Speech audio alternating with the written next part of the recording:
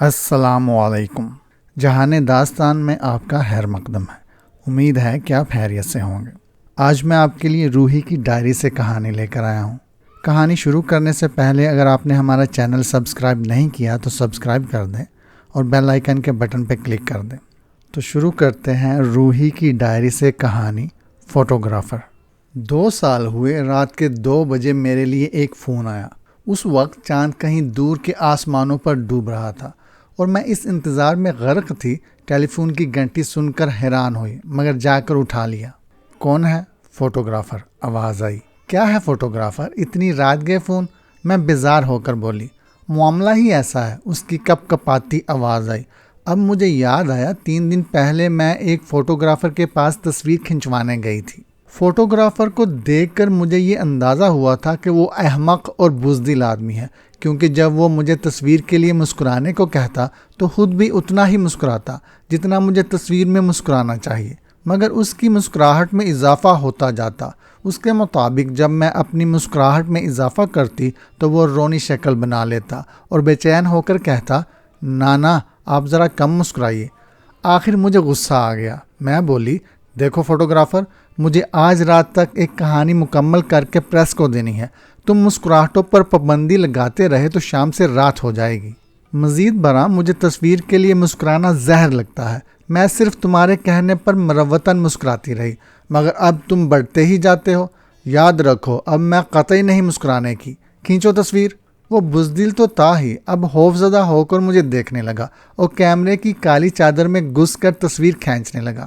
پھر جلدی سے سر باہر نکال کر کپ کپاتی آواز اور معذرتی کھسیانی انداز میں ہنس کر بولا، ہی آپ کے چہرے پر اب شدید غصے کے علامات نمایاں ہیں، جو فوٹوگرافی کے فن کے خلاف۔ میں بولی، کوئی انسانی جذبہ کسی فن کے خلاف نہیں ہوتا، کھینچ لو تصویر۔ پوچھنے لگا، آپ تنہا کھنچوائیں گی تصویر؟ مجھے غصہ آ گیا۔ میں بولی، کیا مطلب؟ یہ کوئی کرکٹ میچ تو ہے نہیں، نہ میں کھلاڑی ہوں کہ ایک ہجوم کے ساتھ تصویر کھنچواؤں۔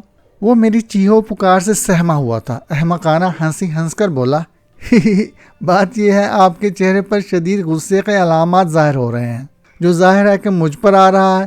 اگر ساتھ کوئی اور چہرہ مسکراتا ہوا ہوتا تو توازن قائم ہو جاتا۔ بات یہ ہے فوٹوگرافی کے فن کے لیے۔ مجھے اور غصہ آیا۔ میں بولی، فن کو بدنام نہ کیجیے، اور یہ 2 چہروں کی بات میری سمجھ میں نہیں آ رہی۔ میں تنہا تصویر کھنچوانا چاہتی ہوں، اپنے ساتھ کسی کو شامل نہیں کرنا چاہتی۔ وہ ذرا مایوس ہوا مگر ڈر کے بولا، آپ کی مرضی۔ یہ سب 3 دن پہلے ہوا تھا۔ اب رات کے 2 بجے اس احمق اور بزدل فوٹوگرافر کا ٹیلی فون آیا تو مجھے بہت غصہ آیا۔ ضبط کر کے فون میں بولی، آپ کے پاس بھی گھڑی ہوگی، ذرا دیکھیے اس میں کیا بج رہا ہے۔ وہ ٹیلی فون پر بولا، 2:05 ہو رہے ہیں۔ میں جل کر بولی، ہوش کے ناخن لیجیے، یہ کوئی وقت ہے تصویر کے متعلق بات کرنے کا؟ ادھر بھی چاند ڈوب رہا ہے، آپ کی باتوں میں وہ ڈوب بھی جائے گا اور میں اس حسین نظارے سے محض آپ کی وجہ سے محروم رہ جاؤں گی۔ وہ پھر مصر ہوا، مگر خاتون، ایک بات مجھے اس وقت معلوم ہو جانی چاہیے۔ وہ کون سی واہیات بات ہے؟ میں سیہپا ہو کر بولی۔ پوچھنے لگا، آپ نے اکیلے تصویر کھنچوائی تھی نا؟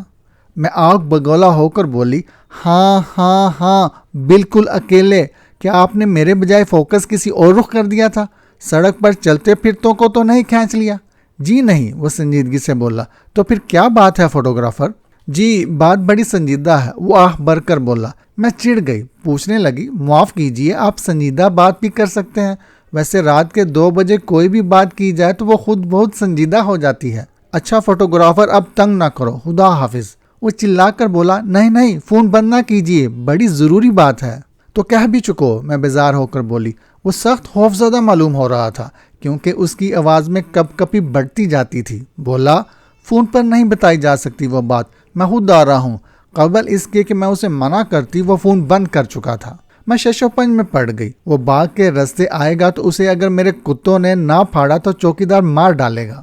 میں مالی خولیا کی سی کیفیت میں اپنی خوابگاہ میں ٹہلنے لگی، پھر جنوبی دریچے میں سے جھانک کر باغ کو دیکھنے لگی۔ وہاں جہنم کی سی تاریکی تھی، دوسری طرف چاند ڈوب رہا تھا، مجھے اسے بھی الوداع کہنا تھا۔ پھر فوٹوگرافر کی زندگی بھی خطرے پر تھی۔ میں سخت اضطراری کیفیت میں مبتلا ہو گئی۔ یہ سب کچھ اس منحوس فوٹوگرافر کی وجہ سے ہوا۔ مجھے غصہ آنے لگا۔ دریں اثنا باغ کے دروازے کے قریب کتے بھونکنے لگے، پھر چوکیدار کی گرجدار آواز گونجی۔ مجھے یقین ہو گیا وہ احمق فوٹوگرافر آ گیا ہے۔ مجھے ڈر تھا وہ بے ہوش نہ ہو جائے، مر نہ جائے، کیونکہ سخت ڈرپوک واقع ہوا تھا، لہٰذا میں نے دریچے میں سے جھانک کر چوکیدار کو آواز دی۔ تھوڑی دیر بعد وہ چوکیدار کے سہارے بمشکل سیڑھیاں چڑھتا نظر آیا، ہاتھ میں بندوق لیے اوپر آ کر چوکیدار نے کہا، خاتون روحی کہتا تو اپنے آپ کو فوٹوگرافر ہے، مگر مجھے شبہ ہے۔ میں بولی یہ چور یا ڈاکو نہیں ہے، اسے چھوڑ دو، یہ واقعی فوٹوگرافر ہے۔ میں بندوق لیے سیڑھیوں پر کھڑا رہوں گا، چوکیدار نے کہا۔ فوٹوگرافر کا برا حال تھا، اس کی حالت دیکھ کر اوپر لے جا کر میں نے اسے دودھ گرم کر کے پلایا۔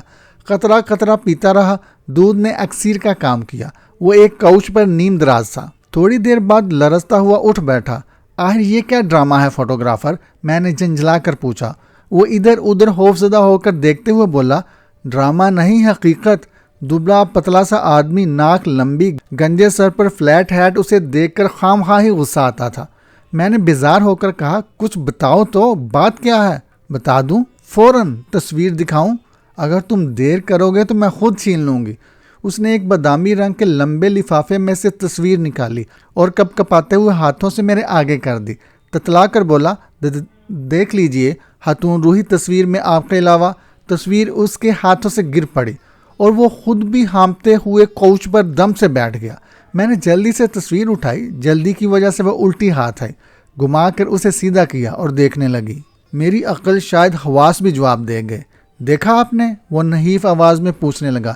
دیر تک میرے منہ سے کوئی لفظ نہ نکل سکا، کیونکہ یہ لمحہ فوٹوگرافر سے زیادہ میرے لیے باوجود باری تھا۔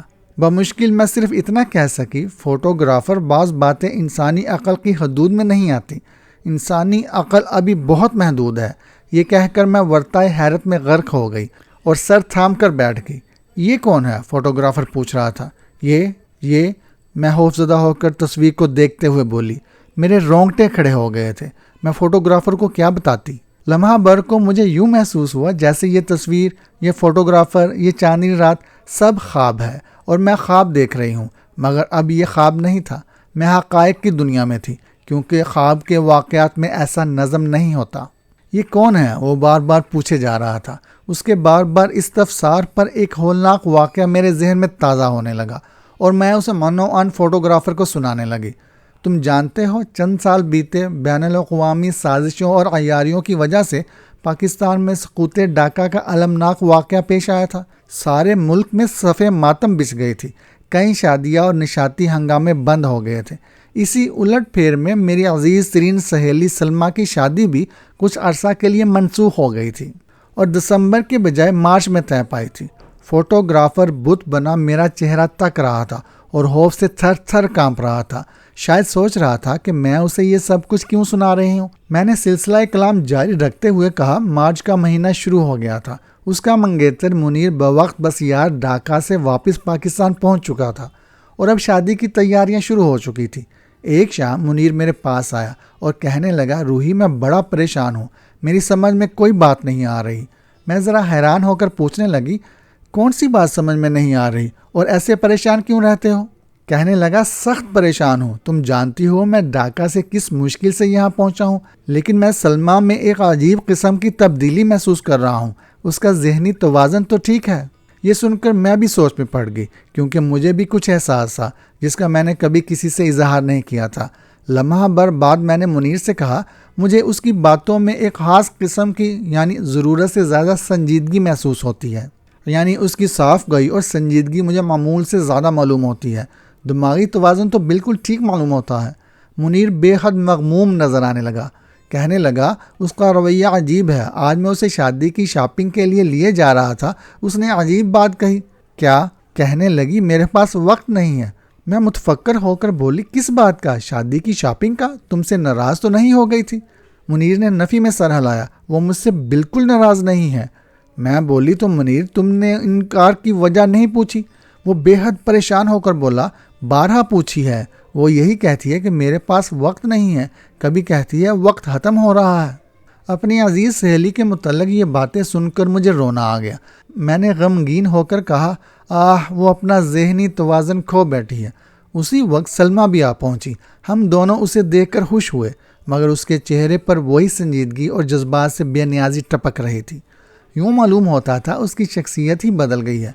उसने आते ही कहा, चलो हम तीनों मिलकर तस्वीर खिंचवाएं। मैं बोली, ज़रूर खिंचवाएंगे। मुनीर कहने लगा, मैं अपनी टाई बदल लूँ। सलमा बोली, नहीं नहीं, देर हो जाएगी। मुनीर ने कहा, 2 मिनट लगेंगे। इस बात पर वो बेचैन हो गई। घबरा कर बोली, तुम लोग समझते क्यों नहीं, वक्त ख़त्म हो रहा है। उसके लहजे की संजीदगी से खौफज़दा होकर हम तीनों कार में जा बैठे। जब हम दुकान पर पहुंचे तो तुम्हें याद है फोटोग्राफर, तुम दुकान वक्त से पहले बंद कर रहे थे और हमें देखकर कहा था, मैं माजरत चाहता हूं, आप लोग कल आ जाइए।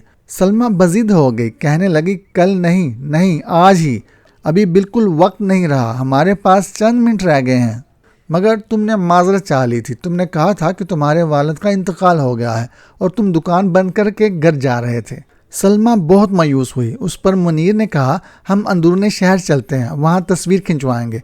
सलमा जल्ला गई, उसमें तो आधा घंटा लग जाएगा, मेरे पास वक्त नहीं रहा, वक्त ख़त्म हो चुका है।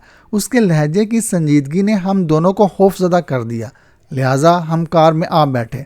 मुनीर कार चला रहा था। सलमा आगे की सीट पर उसके पहलू में बैठी थी, मैं पीछे की सीट पर बैठी थी कि अचानक मेरी नज़र एक 2 कामत 2 मंजिला बस पर पड़ी, जो बेतहाशा तेज़ी से अचानक मुड़कर हमारी कार से आ लगी। चश्मे ज़दन में हमारी कार रुई के गाले की तरह उड़कर लुढ़कती हुई फुटपाथ से नीचे जा गिरी। उसके बाद वही कुछ हुआ जो हादसों में होता आया है। कुछ लोग जख्मी हुए, कुछ अब्दी नींद सो गए। सलमा भी अब्दी नींद सो गई थी। अचानक मेरी नज़र फोटोग्राफर की दी हुई तस्वीर पर पड़ी। तस्वीर में मैं अकेली नहीं थी, सलमा का मुस्कुराता हुआ चेहरा मौजूद था। वो मेरे बाएं हाथ खड़ी थी। फोटोग्राफर बेहोश होकर ज़मीन पर गिर पड़ा। ये कहानी आपको कैसी लगी? कहानी पसंद आए तो लाइक ज़रूर कीजिएगा। हमारे चैनल को सब्सक्राइब कर दें और बेल आइकन के बटन पर क्लिक कर दें। शुक्रिया।